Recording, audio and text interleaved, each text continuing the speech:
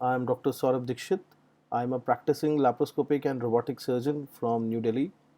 So, today I'm going to discuss a very interesting case with all of you, and the case is a very commonly seen problem in young people actually.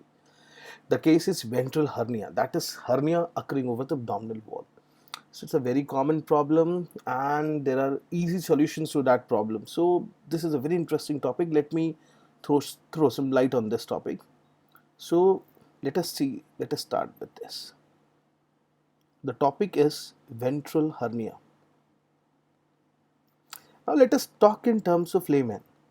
If you talk about ventral hernia, what is actually ventral hernia? It's hernia occurring over the abdominal wall. It's basically the ventral surface of the abdominal wall. So it's hernia occurring over the abdominal wall. You know there is one point which is known as umbilicus. This is what is umbilicus. And this is what is known as Xiphus sternum. Yeah, that bony part where it ends, that is what is the Xiphus sternum. And then you have pubic symphysis, that is pelvis. So now this hernia can occur in between the umbilicus and the Xiphi. It can occur between the umbilicus and the pubic symphysis, or it may occur around the umbilicus. If it occurs around the umbilicus, then that is known as umbilical hernia.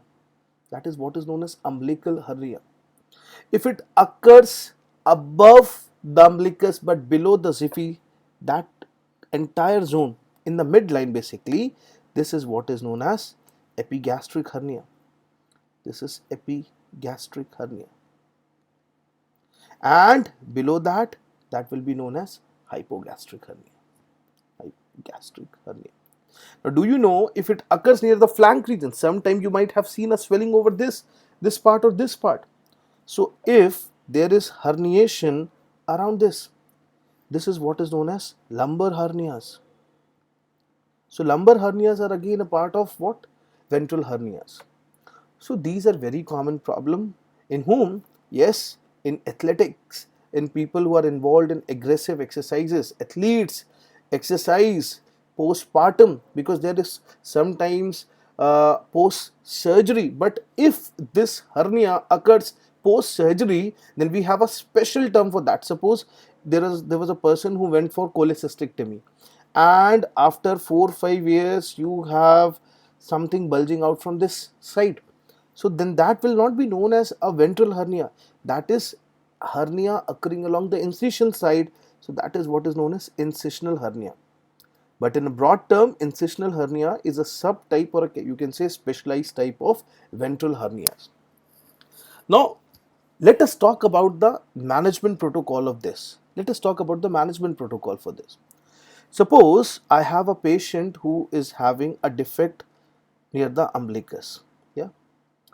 The standard protocol for management is, first of all, I will have to reduce this defect. Yeah. So this thing needs to be entered or returned back inside the abdominal cavity. But the problem is this area is still weak. And the moment you leave this will reoccur. So not only you need to reduce this hernia, but you also need to reinforce that weakened part. And how do you reinforce that weakened part? With the help of what? With the help of mesh. So you put a mesh also. Now, choice of mesh is very important because it is decided by the surgery you are doing. So I'll tell you about the brief management of this. Now, do you know there are two managements of ventral hernia? I am talking about the management of ventral hernia. The first thing, before you start the treatment, you need to assess the size. With the help of a CT scan, you can go for a CT scan, CT abdominal wall, or even you can go for MRI abdominal wall. So CT or MRI, that will help you decide the size. This will be deciding the size of the defect. That is why you want to know the size and what is the content. And then comes the management part. Now, either you can go for an open surgery, which is very rarely done today for the ventral hernias, or you can go for a laparoscopic repair. There are two type of repairs. Either you can go for an open surgical repair or you can go for a laparoscopic repair. Now, before I go to the laparoscopic repair part, which I want to elaborate, discuss, let me give you an idea about the open repair also. The first step is same. What is that? Suppose there was a hernia, you make the incision. Yes, once you make the incision, suppose this is the hernial site, you have made the incision. Now your next job is to return back the content. Now the content has gone inside. Now you need to reinforce this area with a mesh. So the question is, where do you place the mesh? The mesh is placed in the abdominal wall, not the abdominal cavity. In case of open repairs, we don't put the mesh usually inside the abdominal wall. So we go for a rectus repair, rectus repair, or you can say, or pre-peritoneal repair. So I will either place the mesh between the anterior and the posterior rectus, or behind the rectus and the peritoneum, or yes, just above the peritoneum. So suppose if this is the peritoneal cavity and this is the defect of the abdominal wall, and I am going to place the mesh above the peritoneum, and yes, I will close this defect with the what? Sutures. This is what. So mesh is placed behind the rectus or above the peritoneum. This is what. Now what is the choice of the mesh here? You can use a simple cheap mesh that is very effective, and that is a polypropylene or proline mesh. Polypropylene or a proline mesh. Proline mesh. This is very cheap, and yes, it is very strengthy. Now over the time, the generations have changed. Why? Why should I bear a big scar? Suppose if I am having a this much big hernia, that means I will have a this much big scar. Cosmesis is also destroyed, and something, when we do an extensive surgery, the tissue is always weak. And again, hospital stay is prolonged. You need to stay in hospital for a long time. So over the time, the laparoscopic repair has taken the front edge in case of hernia repairs as far as ventral hernias are concerned. So let me talk to you about a very good technique, that is IPOM. IPOM.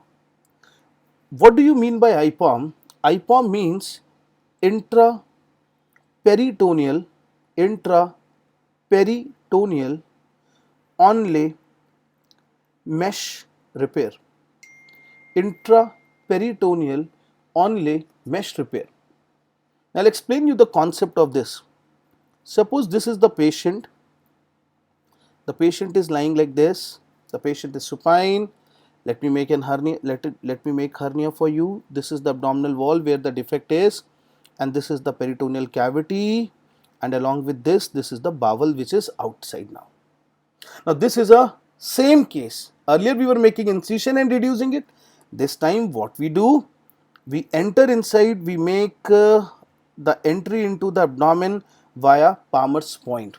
So we enter the abdomen, enter via Palmer's point.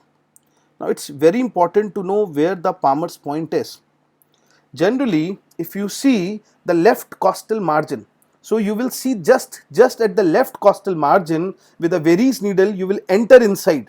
With a Veress needle you will enter inside, and you will hear 3 clicks, and you are inside the abdomen, and this is the way you will insufflate. Unlike normal laparoscopic procedures where you use umbilicus as the point of entry, you cannot, because if you try to enter with a needle here, you will directly puncture the abdominal viscera. So you need to enter via Palmer's point, and generally we choose left subcostal region for Palmer's point. So you have created the pneumoperitoneum. The moment you create pneumoperitoneum, yes, you will establish 1 or 2 ports, and now with your atraumatic grasper, you will your camera is going through 1 port, and with the atraumatic grasper, this is the camera, suppose this is the camera. With the atraumatic grasper, you will reduce down the content. Suppose you have reduced down the content. Okay, so now this is like this. You have reduced everything. But if you leave this like this only, this will occur again. So you need to reinforce it with a mesh. But this time we don't open the what?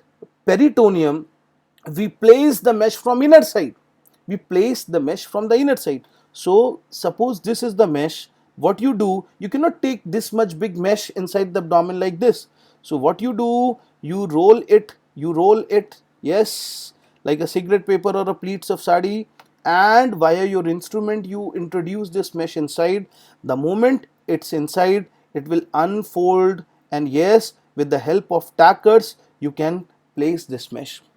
Now let me tell you what is the difference between this mesh and the mesh you were using in the open repairs. Now in the open repairs you were using a Prolene mesh.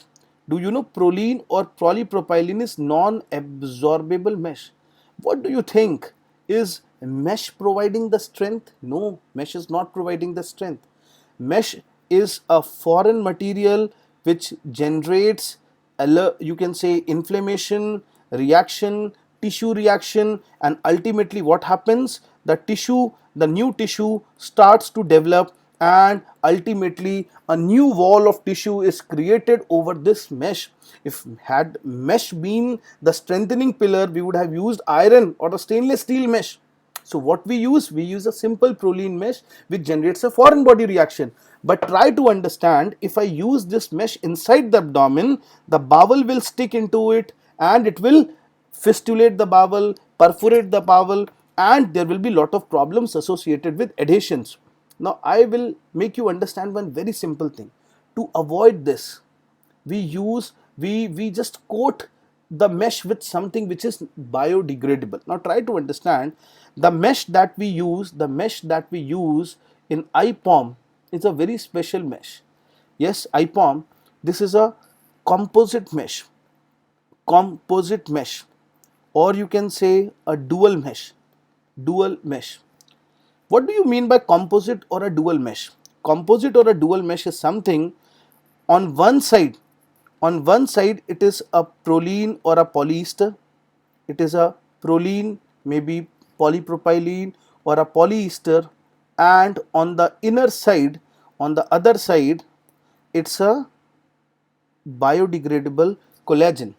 It's a collagen. You can have this option, or you can have an option of Vicryl. Yes, Vicryl on the outer side, and on the inner side, what is hidden? Prolene. Yeah, Prolene. You can also have a mesh which is Prolene. Total mesh is Prolene, but on that there is an inert coating of titanium. Yeah, this is a very new mesh which is known as tie mesh. Tie mesh is a mesh which is made up of, yes, Prolene or a polyester, Prolene or a polyester, and with a coating of what? With a coating of titanium. So over the time what happens, I'll tell you. Now suppose you have placed a mesh. Let me place a mesh. Yeah, suppose this is the composite mesh. On the inner side it is Prolene, and the outer side it is titanium or collagen. Now this is the bowel. The bowel will not attach to the what? To the titanium part or to the Prolene part, and what will happen? The inner Prolene will start generating the tissues, and in a time span of 2 months, 3 months, 4 months, yes, it will be totally covered by the tissue. Meanwhile, the collagen or the titanium will get what? Vanished away. If the collagen, normally the collagen is what? Destroyed or degrades in 6 months. By the time the 6 months passes and the Prolene is exposed off, there is no risk of adhesion. Why? Because this Prolene is now surrounded by the fibrous tissues. So even if this mesh comes in, if this mesh is in contact with the bowel, there will be no adhesion, because actually the tissue is now interacting with the bowel, not the polypropylene mesh. I'll share one very interesting case of one of my patient. I'll show that, and that will further highlight the scenario. I'll share that case with all of you. Now this is a huge umbilical hernia. This is a huge umbilical hernia.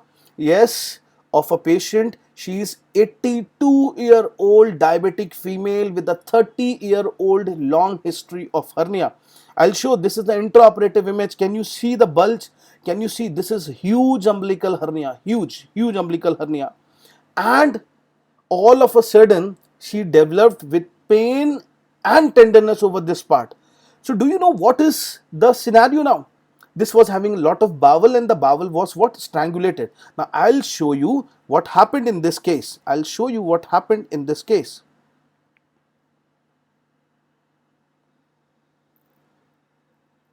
Okay, so the moment we entered into the inside the abdomen, the scenario was something like this. Can you see? This is the defect. Try to understand, this is the defect. This big is the defect, yeah, and all these contents which are inside, I'll take one snapshot and I'll try to integrate that with the sheet, and then you can understand where the defect is. Yeah, try to understand, this is the defect. This is the bowel that was there, and now the bowel has been pulled down. That bowel has been pulled down. This is the omentum, and all that was adhered. Can you see, with the harmonic scalpel, I am dividing the tissue.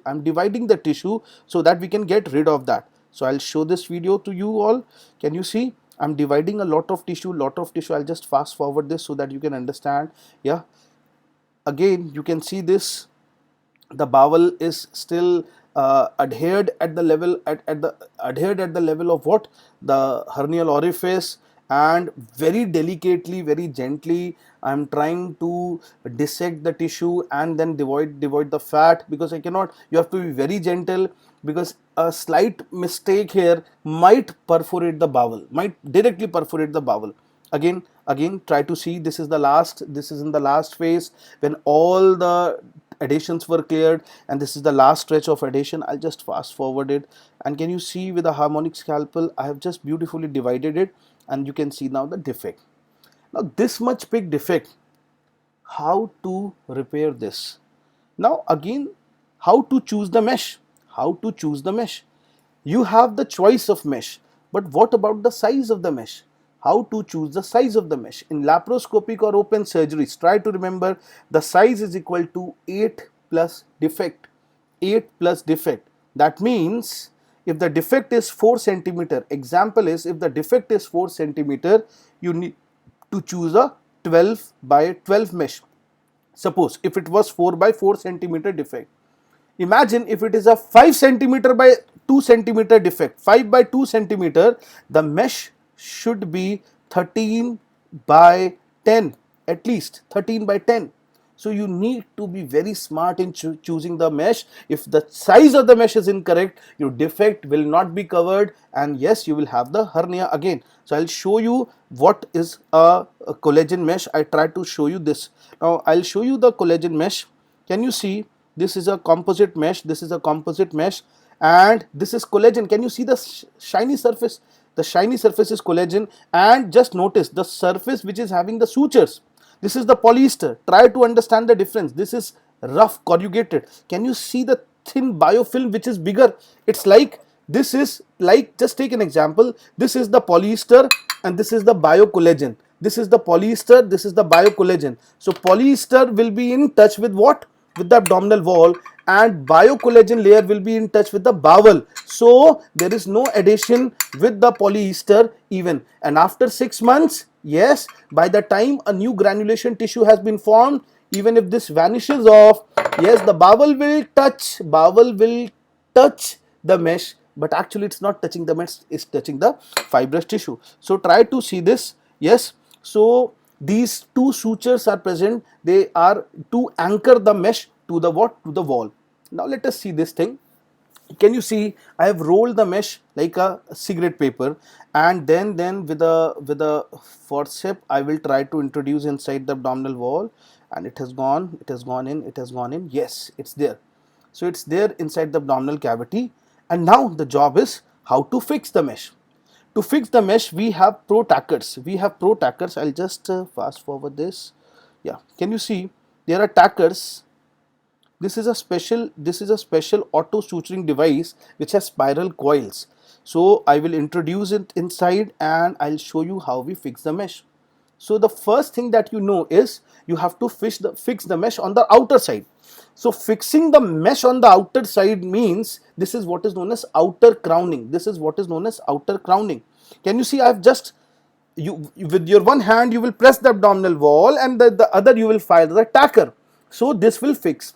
Remember, farthest is fixed first. F for F, farthest is fixed first. So this way you are going to fix the tackers, you are going to fire the tackers, and ultimately, can you see I'm pressing the wall here, I'm pressing the wall here, and I'm fixing the tissue, fixing the mesh. Ultimately a time will come when majority of the mesh will be fired on the outer side. This is what is known as outer crowning, and I will ultimately I'll show you the final image. The final image is something like this. So this is the final image when all the tackers have been beautifully pasted, and yes, the surgery is over. Now try to understand one very important thing, that this is a very good surgery. Why? You can discharge the patient very same day. The patient is not having any pain. Yes, there may be some pain associated with tackers, but for that we use Absorbitech. We are not using the titanium, classical titanium tackers. If you use Absorbitech, the patient's pain will also be less. And this has revolutionized the surgical field as far as hernia repairs are concerned. So once again, thank you. I hope my article was good for you. It was informative for you. So if you like it, please do subscribe my channel for more such videos. Thank you. Bye bye.